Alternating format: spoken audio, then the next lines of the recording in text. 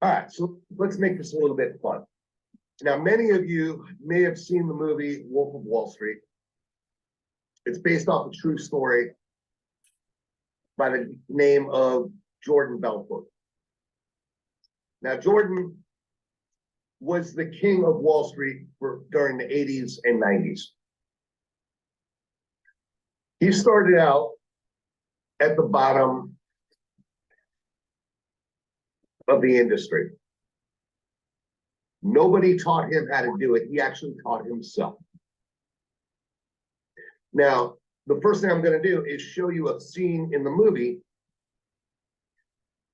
Jordan Belfort is played by Leonardo DiCaprio. Now, what he's doing is he's teaching all of his employees how to pitch. Now, it's pretty funny because every time I see it, I think of how I pitch. And it doesn't matter who I'm pitching to for what product or service. It's the same thing you do regardless of what the pitch is. It's the tools of the trade. And I spoke about this yesterday. If you don't use the tools, you're not going to be successful. You schnooks will now be targeting the wealthiest 1% of Americans. Talking about whales here. Moby fucking Dicks. And with this script, which is now your new harpoon, I'm going to teach each and every one of you to be Captain fucking Ahab. Get it? Huh? Captain who? Captain Ahab. From the fucking book. From the book, motherfucker, from the book. Turn your fucking brain on. Fuck you. Listen, we're a new company with a new name. A company that our clients can believe in. A company that our clients can trust. A firm whose roots are so deeply embedded into Wall Street that our very founders sailed over on the Mayflower and chiseled the name Stratton Oakmont right into Plymouth fucking Rock. Got it? What we're gonna do is this. First, we pitch them Disney, AT&T, IBM, blue chip stocks exclusively. Companies these people know. Once we've suckered them in, we unload the dog shit, the pink sheets, the penny stocks, where we make the money. 50% commission, baby. Now, the key to making money in a situation like this is to position yourself now before the settlement. Because by the time you read about it in the Wall Street Journal, it's already too late. And you wait. You wait. And whoever speaks first loses. Sorry, I appreciate the call. I really have to give this some thought and talk to my wife about it. Can I call you back? They don't know, right? They got to think about it. They got to talk to their fucking wives or the fucking tooth fairy. Point is, it doesn't matter what the fuck they say. The only real objection that they have is that they don't trust you guys. Why should they trust you? I mean, look at you. You're a bunch of fucking sleazy salesmen, right? So, what do you say? You mean to tell me that if I put you in at Union Carbide at the 7, it took you out at 32? Texas Instruments at 11 and took you out at 47. US Steel at 16, took you out at 41. You wouldn't be saying to me right now, Chester, pick me up a few thousand shares of Disney on the spot right now. Come on. I mean, honestly, Kevin, honestly, seriously?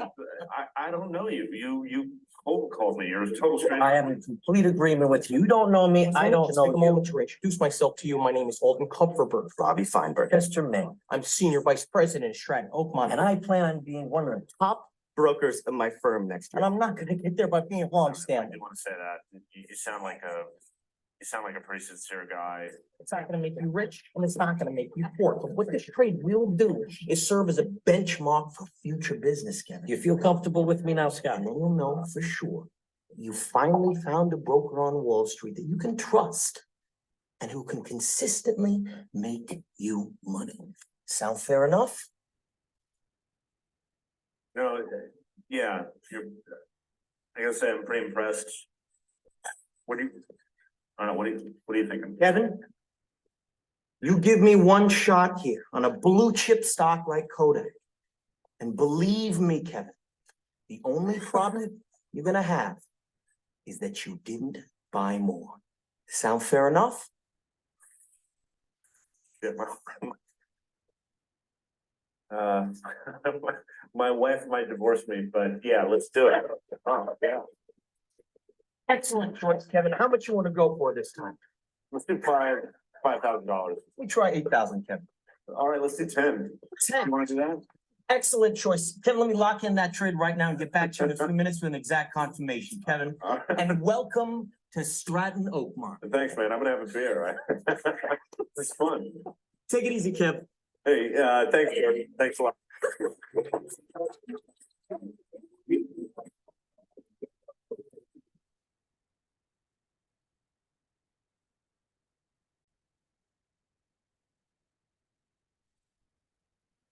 So I don't know if you guys were able to hear it or not, but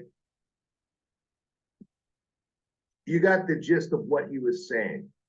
All right. He's more or less, look at his body language.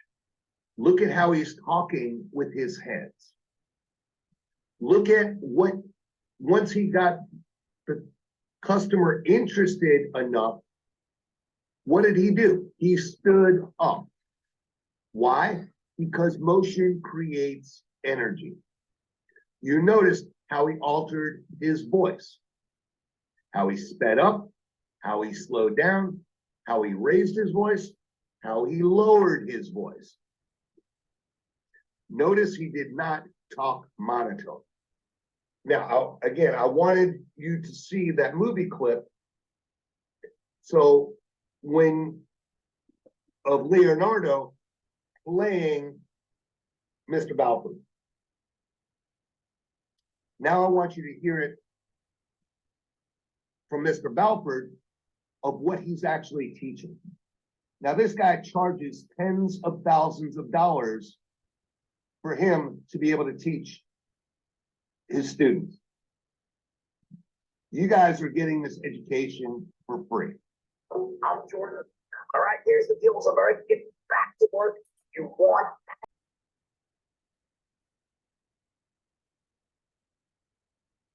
So I don't know if you guys were able to hear it or not, but you got the gist of what he was saying. All right. He's more or less, look at his body language. Look at how he's talking with his hands. Look at what, once he got the customer interested enough, what did he do? He stood up. Why? Because motion creates energy. You noticed how he altered his voice, how he sped up, how he slowed down, how he raised his voice, how he lowered his voice. Notice he did not talk monotone. Now, again, I wanted you to see that movie clip. So when of Leonardo playing Mr. Balfour. Now I want you to hear it from Mr. Balfour of what he's actually teaching. Now this guy charges tens of thousands of dollars for him to be able to teach his students. You guys are getting this education for free. I'm Jordan. All right, here's the deal. So I'm ready to get back. All right, here's the deal. As America gets back to work, you want and need every possible advantage out there succeeding in the new economy. Smart companies run on NetSuite by Oracle, the world's #1 cloud-based business system. So receive your free guide right now at netsuite.com/school. Now, every sale's the same, right? Well, why? Because we take control. We make it the same. We take immediate control of the sale, and you have 4 seconds to do it. That's it. You are being judged in those first 4 seconds. Your prospect lays eyes on you. They see you, they rip you apart, they put you back together, they've judged each piece, and based on that, they say to themselves, either this person is #1, sharp as a tack. They're sharp on the ball. #2, they're enthusiastic. What they have must be good. They seem enthusiastic about it. And #3, most important of all, an expert in your field. Let me repeat that one more time here. Those are called the three things that must line up in the first 4 seconds. You got 4 seconds. Number one, you must be perceived as being sharp as a tack. You're sharp, you're on the ball, you're a born problem solver. Number two, you're enthusiastic as hell. Enthusiastic as hell, meaning what you have must be good. Now, I'm not talking about that bullshit over the top. Oh my God, my things are. That's over the top nonsense enthusiasm. It's not what I mean. I'm talking about something called bottled enthusiasm. It could be a whisper. It's beneath the surface, but it's palpable, it's strong. And lastly, and most important of all, you are an expert in your field. Sharp as a tack, enthusiastic, an expert in your field, meaning that you are someone that knows their shit. You are an expert. And what do we do when we're in the position or in the presence of experts? What do? We defer. We've been trained since we're yay big to defer to experts. When we were very young, our parents took us to the doctor when we were sick, right? And even our own parents would defer. We're like, wow, this is a very special guy. He's been to school. The doctor would ask us questions. We would answer. We don't interrupt them. When we are in presence of experts, we defer. You must be perceived as sharp as a tack, enthusiastic as hell, an expert in your field. I'm going to take a sip here. Expert in your field. If you're not perceived this way, what happens? The prospect tries to take control. When we believe that we're dealing with a novice, someone who's dull, not enthusiastic, we will take control. And what I realized that first night I invented the straight line back in 1988, believe it or not, this is what I realized. I had a certain way of talking, a certain way of acting that commanded authority. People knew they were in the presence of an expert. And because of that, they would defer to me.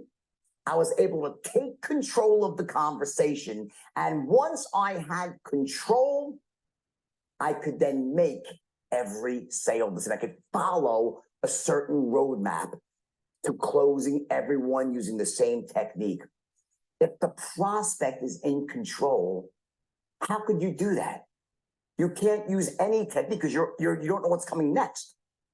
The first step in what's called the straight line syntax is you must take immediate control of the sale. You must take control because what's really happening in the mind of the prospect, and it happens in those first 4 seconds, they say, this is a person worth listening to. That's what this chunks up and say, you know what? He's sharp, enthusiastic, she's sharp, enthusiastic, expert. They are worth listening to because he or she can help me achieve my goals. They can help me get what I want. That's why people listen to you. We seek out experts to solve our problems, eliminate our pain. You must be perceived this way. When you are, what happens? They defer. So watch. Number one, you got 4 seconds. You must sound this way. This is something you must be perceived. The prospect says, wow, this person's an expert in their field. They're sharp. Wow. I'm going to defer. They probably can help me get what I want. They're experts. I've been taught that it's respectful to defer to an expert. So now that gives you the opportunity to take control. You then take control and you use that to start asking questions. And you ask those questions in a very specific way, using certain tonalities, and you start building massive rapport that way.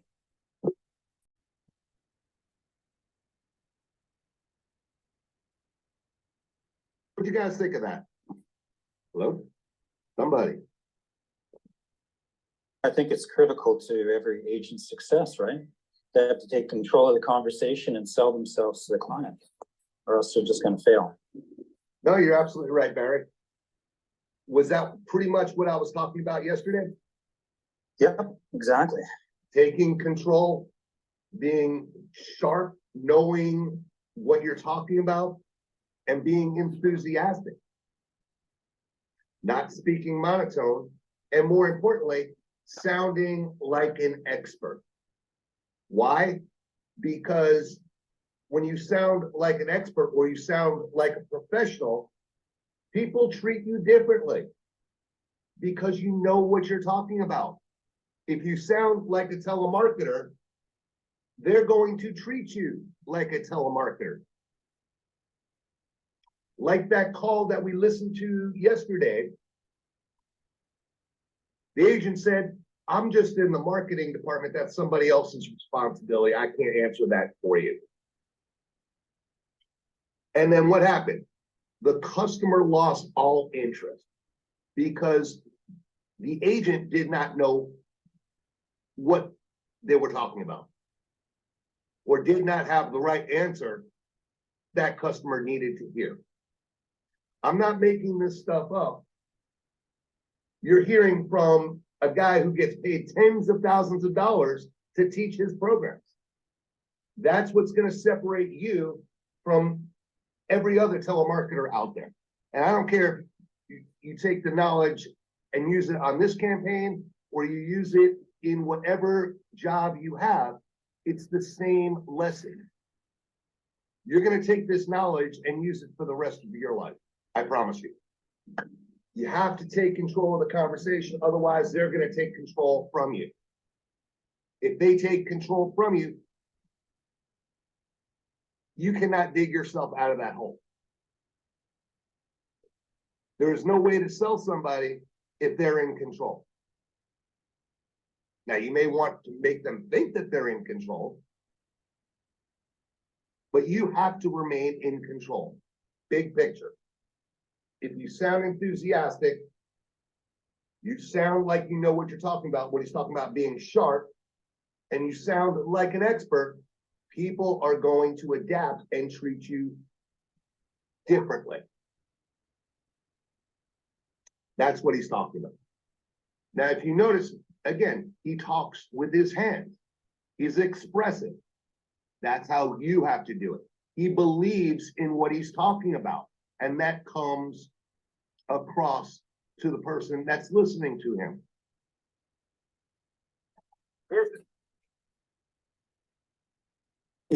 The magic moment was when I looked at my 12 Schmendricks, as the phrase goes, and they were so disheartened over what was going on. They were disheartened. They couldn't close rich people. I could, Danny could. Before that, we were closing average moms and pops. And I realized what was happening. And I realized in this one moment that I had a certain way of speaking that I had taught to Danny, because Danny was a natural salesman. It was a way of speaking that was allowing me to immediately take control of the conversation. At the heart of all influence, once you learn to control the linguistic encounter, you will be shocked at how easy it is to influence. Now, I'm not saying that when you control the encounter, you're doing the talking. That's not what I mean. In fact, it's the opposite. When you're in control, you're asking very smart questions, and it's the prospect that's doing the talking.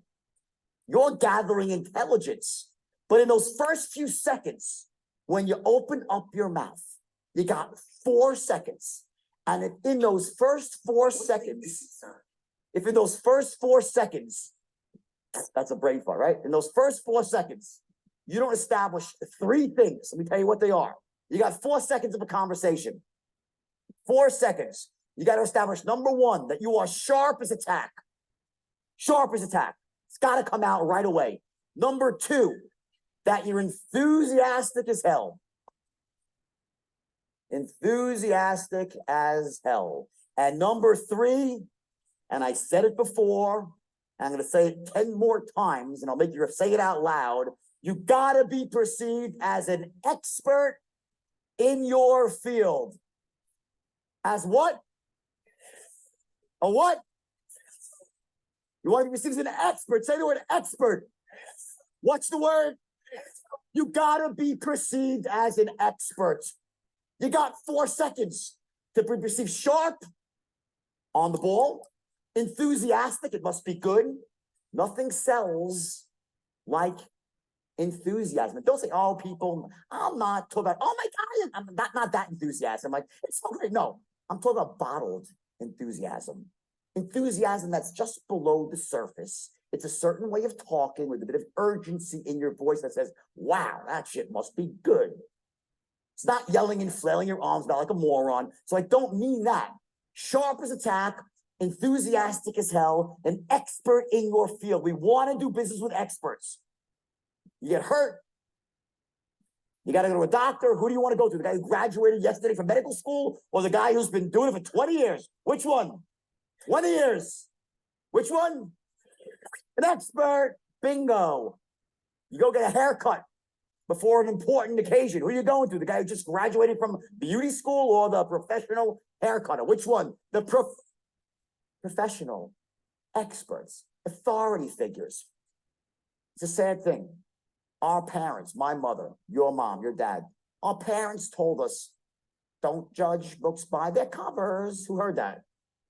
They did, and so do we. We do. Human beings judge books by their covers.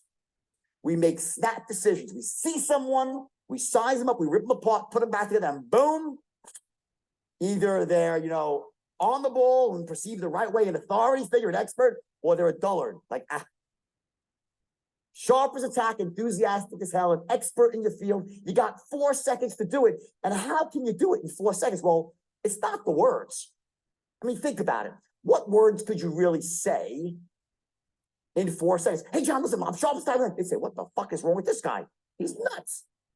There are no words, no magic words. There are the right words to say, but how you really allow that to come across. How that comes across is 2 ways. And the first is through something called tonality. Your tonality.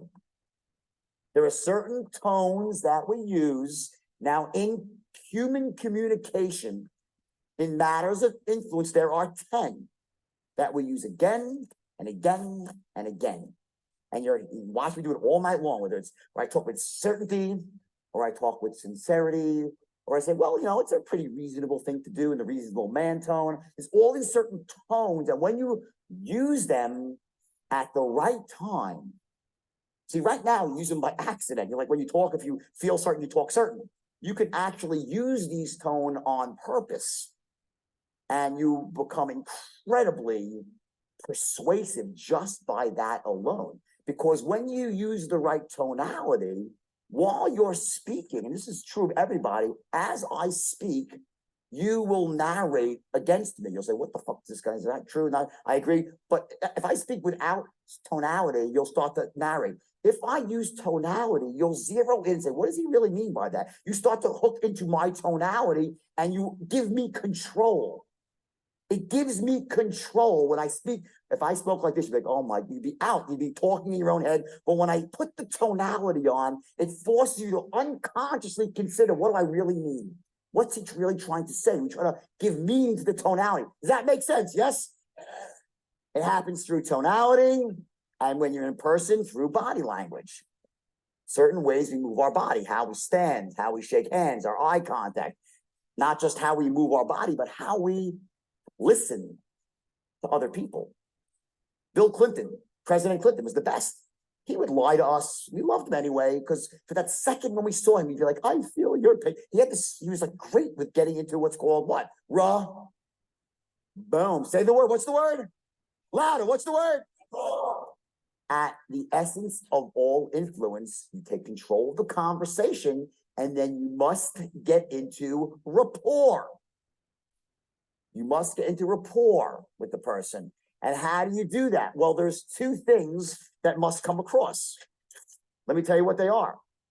Rapport is based on 2 core elements. Number 1, the prospect in his heart of hearts, unconsciously, he must be saying, you care, that you care about him, that there's something in your tone, an empathetic, sympathetic tone, your body language, your facial expressions, and your words, because let's talk about communication as a whole. There's 3 types.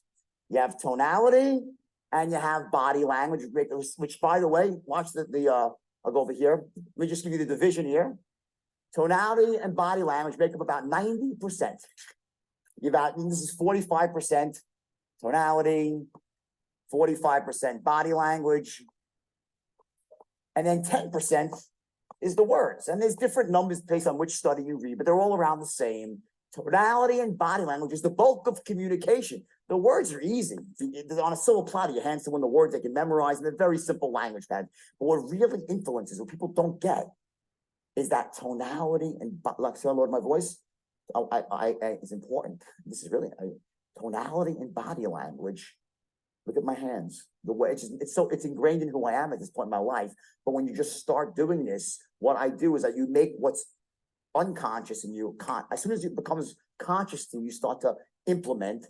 And this is the unconscious part of the straight line. It's really, really powerful. So you have tonality, you have body language, and the words. And we hear about this thing about charisma. Oh, Jordan's got charisma. He's got massive charisma. Oh, she doesn't. And people are like a quack. Oh, I don't have charisma. That's a duck-like mentality. Charisma is an entirely learnable skill. You want to know what it is? How you do it? Charisma is made up of 3 things: effective tonality. It's number 1. 2, appropriate body language. 2. Number 3, not saying stupid shit.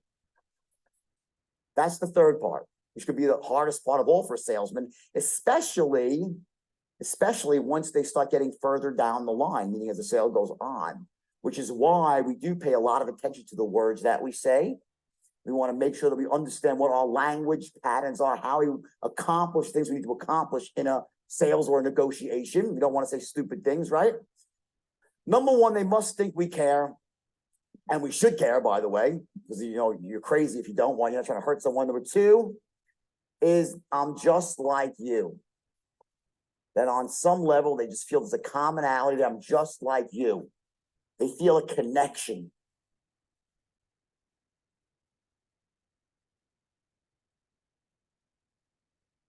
Okay, Marco. Yeah. So what do you think of that? First and foremost, when I saw the way you talk, the body language, the energy, the impact, the confidence, and a lot of things happen. The video, and yeah, that's it. So you can imagine me doing the same thing, right? How I speak? Absolutely. Yeah. And trust me, I speak with my hands more than I do my mouth. All right. All right. He's talking about linguistics encounters. Basically gathering information. That's what you guys are doing in the pitch, right? You're gathering information, right? Yes, sir. All right. In order to gather information, you have to explain what you're doing, why you're doing it, and why you're asking the question to give somebody a reason as to why they want to answer you. Yeah. All right. Sure. So that's how the pitch is set up, one of the reasons. Now, he told you that there's 3 parts of a pitch. 45% is tonality. How you deliver the pitch, right? Altering your voice patterns. High, low, fast, slow, pausing for effect. Yeah. Making it exciting. 45% is body language. If you speak with your hands, you're creating motion. Motion creates energy. People tend to gravitate towards that, right? Yeah. All right. And then he said 10% are the words. In other words, it doesn't matter what you say, it's how you say it that matters. So let's go to the pitch. And I'll show you what I mean. So what's he talking about? So what's he talking about? The same words are on your screen, right? Hi, my name is David and I'm calling from Sunray Solar. What we're doing is calling people in your area that are interested in lowering their electrical by as much as 60%. This is a win-win opportunity. There's no out-of-pocket expenses for you, and as I said, the electric bill will be cut by as much as 60%. All right, those are words. How you deliver those words is what really counts. According to him, it's 90% of the battle. Hi, my name is David and I'm calling from Sunray Solar. What we're doing is calling people in your area that are interested in lowering their electric bill by as much as 60%. This is going to be a win-win opportunity for you. There's not going to be any out-of-pocket expenses. And as I said, your electric bill will be cut by as much as 60%. Also, depending on your utility provider, you may also receive additional income by selling your surplus energy back to the electric company. Sounds pretty good, right? That's a whole lot different. Has a whole different meaning, doesn't it, Marco? Yes, sir, absolutely. Notice, Jordan uses tie downs. Sounds pretty good, right? Does that sound fair? Again, those are trial closes. They're not just there to waste space on a piece of paper. They're there intentionally. They're part of the tools that you have. Now, what else did he talk about? He talked about listening to the customer and creating rapport with them, right? Now, why is that important? You have to show that you care, that you're listening. God gave you 2 ears and 1 mouth for a reason. He wants you to listen twice as hard as he wants you to speak. If you listen to the customer and you care about what they're saying, you create empathy. You're building a rapport. People want to know that you care about them and that they're just not another number or another notch on your belt. Talk about bottled enthusiasm. And I'm going to paraphrase him, but he says, don't sound like a used car salesman. Don't be overly excited. Tone it down. Pause for effect. Lower your voice. Whisper. It's more effective. And of course, he talked about body language. Again, it's not what you say, it's how you say it. And if you're expressing yourself with your body, that comes off over the phone. He's using his hands, he's using his body, he's using his facial expressions to deliver a message that he knows people can't see, but it comes across over the phone. Again, it's not the words that matter, it's how you say them that changes everything, changes the whole dynamic. Taking control, 4 seconds. Be sharp, be enthusiastic, and be an expert. Listen to what the customer is saying. Be empathetic. Care about them. Don't talk over them. If a customer is speaking, stop talking. Let them say what they're saying, listen, and then address their question, comment, or concern, and then take control by going back to the script where you left off. Now, this guy is teaching exactly what I'm trying to teach you, which is why I thought we should share this today. I thought maybe if it came from someone else's mouth, it would sink in and you guys would listen to it from somebody else, someone not familiar to you. So Marco, what does that mean to you? How are you going to take this and apply it to how you deliver the script? First thing, I had to develop more energetic the way I speak, and also to create or build relationship together with the customer. And when the time that I were talking, I had to create more enthusiastic and be an expert on the way that I speak and talk, and also and to make a sharp thought. Yeah. And for me, those skills can be learned time to time. Yeah. Yeah, he just told you it's a learned process, right? Some Yeah. people have it naturally, but most people don't. Yeah, that's the thing that there are some people that are, there comes to them naturally, but some people are need to learn from that, can be learned by doing practice, learning and study. And like I said yesterday, you may want to have an out-of-body experience. You may want to pretend or act like you're somebody else, Yeah, actually, right? yes. Great story. I had an agent working for me, nicest guy in the world, had the gift of gab, would talk to somebody for 30, 40, 45 minutes, get the names of his grandchildren or his kids or whatever, but wouldn't come away with the sale. And he comes over to me one day and he says, David, I don't understand. I have all these lengthy conversations, but I can't close the door, let alone a sale. What am I doing wrong? And I said, let's play a recording of you. Hello. And what happened was, even though people perceived him to be a nice guy, they didn't perceive him to be the expert in his field because he was not sharp. He didn't sound sharp. He talked in monotones, right? Yeah, absolutely. All right. So I said to him, let's do something. I said, what's your favorite movie? He says, Forrest Gump. I said, okay. Who's your favorite actor? Tom Hanks. I said, I'll tell you what, can you imitate Tom Hanks playing Forrest Gump? Like, life is like a box of chocolates. You just never know what you're gonna get. Yeah, I know that movie. All right.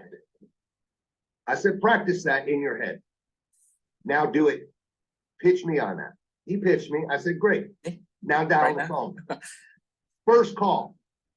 He starts talking like Forrest Gump. I swear to God, he was a dead ringer for Forrest Gump. Oh, 5 minutes into the call, everybody stopped and gathered around his desk as he's pitching as Forrest Gump. And he ended up getting the sale.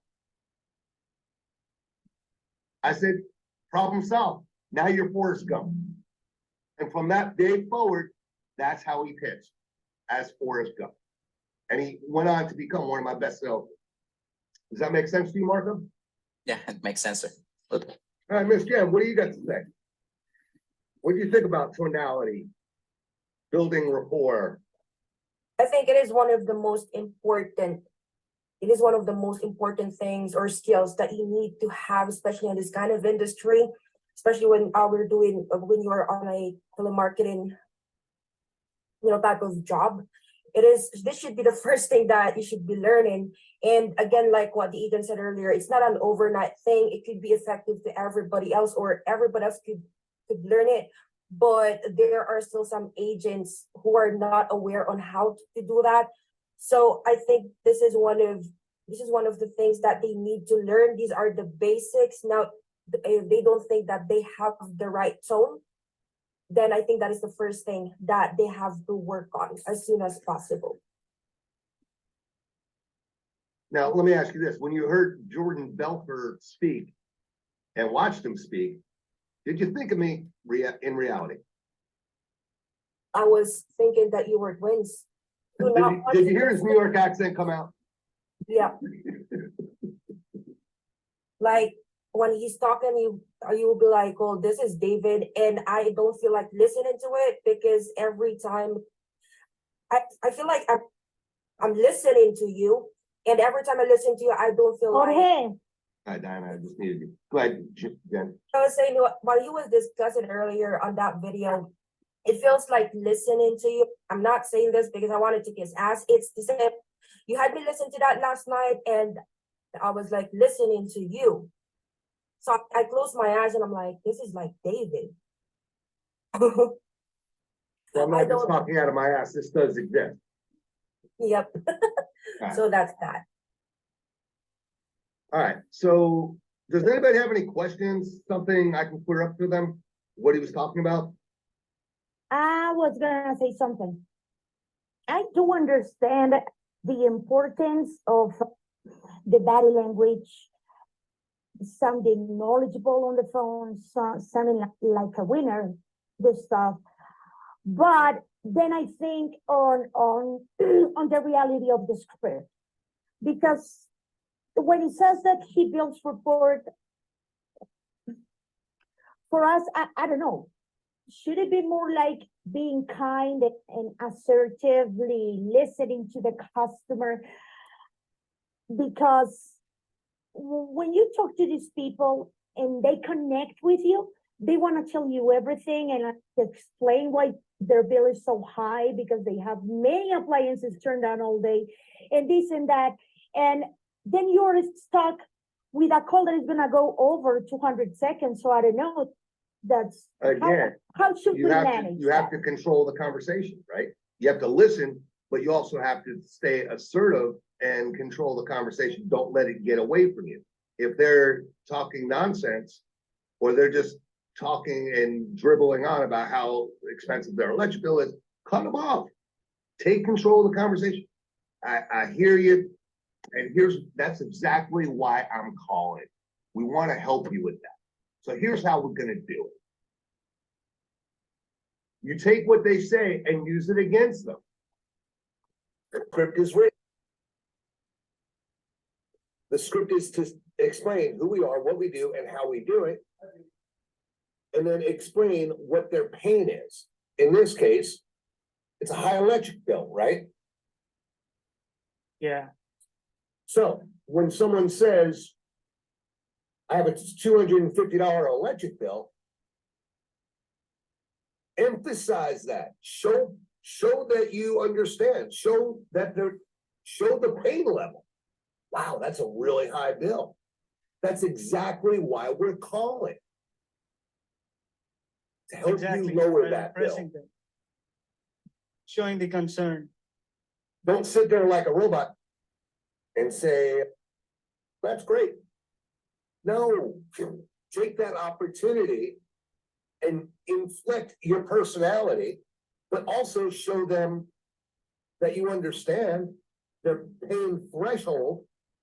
And that's exactly why we're calling. We want to be able to help you lower that by up to 60%. Yeah. I've heard people say, oh, that's great. Really? wrong, buddy. It's great that you have a $250 electric bill. No, use that to your advantage.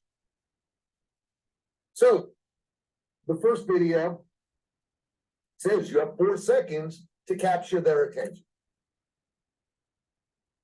And to keep their attention, to show that you're sharp. Sharp, meaning you have $250. Oh, wow, that's expensive. That's exactly why we're calling. We want to be able to help lower it. That's being sharp. And then you're being enthusiastic. You're changing the inflection in your voices.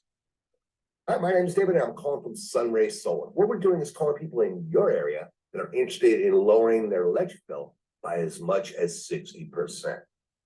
That is a win-win opportunity. There's no out-of-pocket expenses for you. And as I said, your electric bill will be cut by as much as 60%. Sounds pretty good, right? So my job's not to sell you anything, but rather to educate you on possibly switching to solar and see if you qualify. If you do, we're then going to create a professional, no cost, no obligation proposal for you. It's going to show you exactly how much you can save or even earn by going solar. Does that sound fair?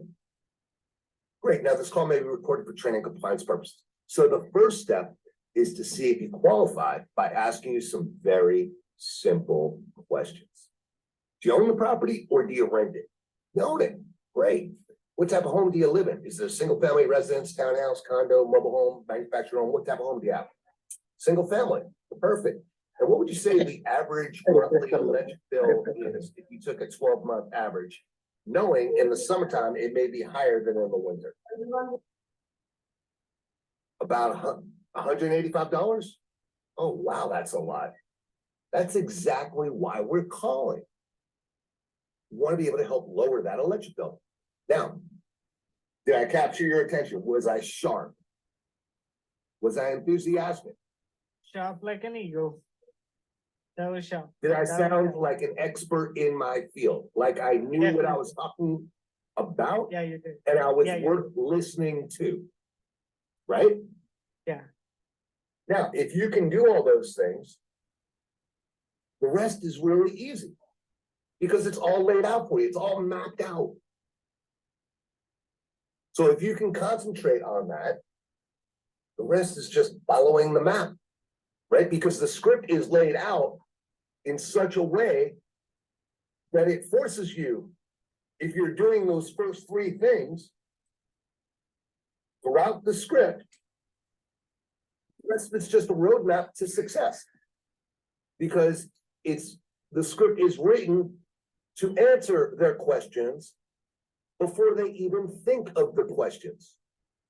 It's to provide them with the information that they need to make an intelligent choice. So you can't do that. You can't be successful at it if you didn't master the inflections in your voice when you're going through the script. You can't do it if you don't know your rebuttals.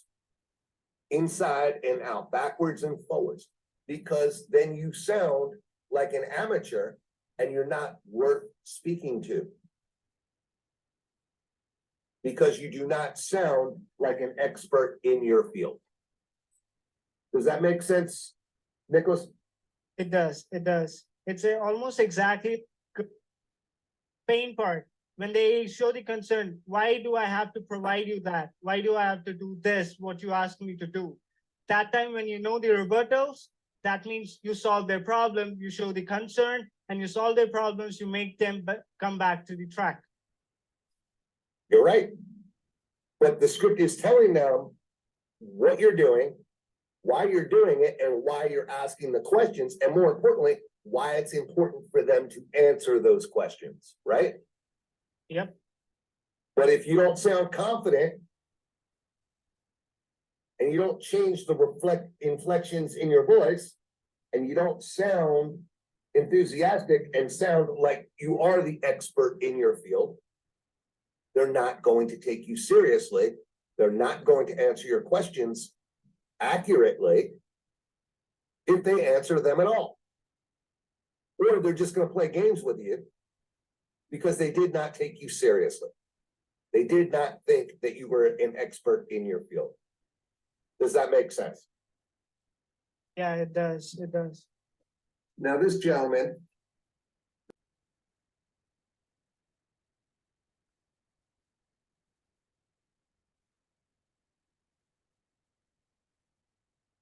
Now, this gentleman that we're about to see has some of the same issues that you guys had. What do you recommend to improve my tonality during a sales call? Exercising helps. Breathing work helps. If you want to train your voice, vocal training would help. Vocal training, I mean, you're using your voice, you're practicing speaking from your throat, your diaphragm, right? From your chest tone. So you learn almost like singing. It's like singing lessons.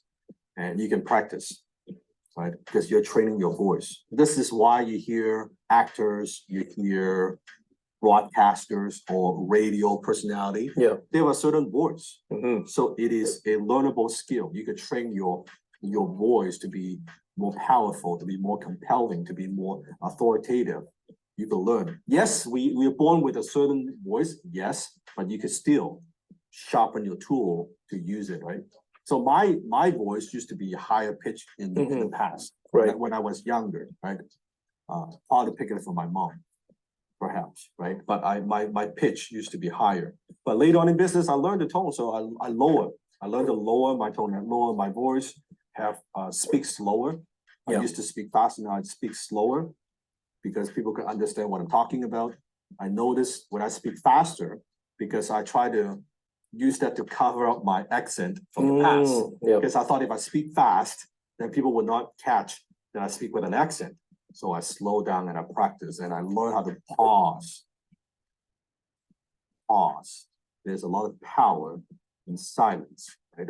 Sifu, so then let me ask, let's get really detailed on this because I think some people may not even still get it. I've watched you do it. Do you need to get to the level where you are, first of all, cognizant? That means you are aware. This is something that you actually, it's a to do, like you must do this every time you do a call, you go and listen to your recording. Number two, how do you know what sounds good, what doesn't sound good? Easy. You record yourself and you listen to yourself, you like your sound. Most don't. Do you ask anyone around you, people you trust to they be lie to like, you. okay. They're gonna say you don't sound so bad. No, you don't sound good at all. So the best is you record your own voice and you listen to it. How do you like it? Do you like it? Do you like your voice? Do you also recommend now these days we got so much access to TEDx talks and things, Yeah, you find could do good that. speakers that you like and emulate them? And speaking helps. If you're doing any kind of public speaking training, right, it helps. It helps you to learn how to modularize your voice. But projecting when you're speaking versus on the phone, there's also a difference. Two difference, yeah. Yeah, if I'm on the phone, the way I'm speaking, it's too much. It's too overpowering, Yeah. right? That's not good. So the phone is a very, very intimate tool. They could hear you, you're breathing. They could hear like very subtle differences. So it's a very intimate tool. It's a one-on-one kind of tool. So you should learn how to use those type of techniques, right? Pause, asking questions, side, or tell me about like little things, but speaking to a group, you won't do that. Right. Right. You won't sigh speaking to But is the philosophy the same type of detail? Yeah. That you would put into public speaking, you would put into the telephone speaking. Is that correct? Yeah. So just hit record, listen to yourself, see if you like the way you sound. After reviewing your play. I didn't like the way I sound for so many years. Now I'm okay, but I didn't like the way I sound. I would listen to myself back then when I was doing interviews and stuff like that. I can't.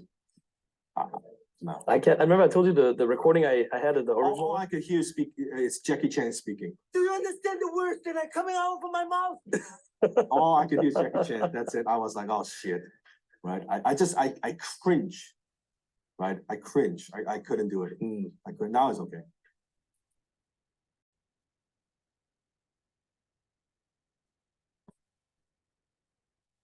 Pause. There's a lot of power in silence. So what's he talking about? Pearl, let's go back to you. How to master your tonality. Yeah, what did he say to do it? Practice to master the art of pause. And there's a lot of power in silence, you mentioned. Have you heard me talk about that before? I'm not sure. I've been here for 3 nights since last week, yeah. I actually mentioned it yesterday. Pausing is one of the tools in your tool belt. It has a giant effect. If you pause, or actually stop, don't say another word, you're forcing someone to say something. You're using your silence as leverage to force them to answer your question. Awkward silence. Or you could use pause to slow your roll and let the thought that you just said sink into who you're speaking to. What did he say about slowing down his speed? Why was he going so fast? Usually people go fast so that their accent, They're covering up for their accent, right? yeah. All right. So these are things that we do. We don't necessarily consciously think about it. We're subconsciously doing it to overcome some of our faults, right? Yes. So being the professional, you have to be like, you have to master your craft. You have to use all the tools in your tool belt. And it all comes down to the beginning of it. You can't do anything unless you have the proper tonality. You'll hear this gentleman talk about it. You'll hear Jordan Balfour talk about it, because those are the basics. I can teach you how to sell. But it all starts with the tonality. If you don't have the tonality, it doesn't matter what you say. People are just gonna tune you out because of the 4 seconds, the first 4 seconds that they're using to size you up. You don't have the right tonality. You don't sound sharp as a tack. You don't sound energetic, and you don't sound like the professional. They're just gonna tune you out, or they're gonna turn you off by hanging up. Then let me ask, let's get really detailed on this, because I think some people may not even still get it. I've watched you do it. Do you need to get to the level where you are, first of all, cognizant? That means you are aware. This is something that you actually, it's a to-do, like you must do this every time you do a call, you go and listen to your recording. Number 2, how do you know what sounds good, what doesn't sound good? Easy. You record yourself and you listen to yourself, you like your sound. All right, guys, so we went through a lot of information today. Had a lot to cover. So briefly, let's just recap it. What Jordan Balfour was saying is we have 4 seconds to make an impression. We have to be sharp as a tack, quick on our feet, know what we're talking about. We need to be sounding confident and energetic to command their attention. And we have to have them perceive us to be professionals, to sound like we're worth listening to. Now, if we don't do that, 3 things are going to happen. Either they're going to hang up on us, they're making an excuse as to why they don't want to talk to us. Oh, I'm busy, I'm this, I'm that, I'm the other thing. Or they're going to come up with a dumb question just to occupy time until they think of something more intelligent to say as to why they don't want to speak to you. And we have to command the conversation and not answer their questions until you know that they are worth speaking to and that they meet all 3 pre-qualifications. The other thing that we spoke about was tonality. Tonality and pronunciation.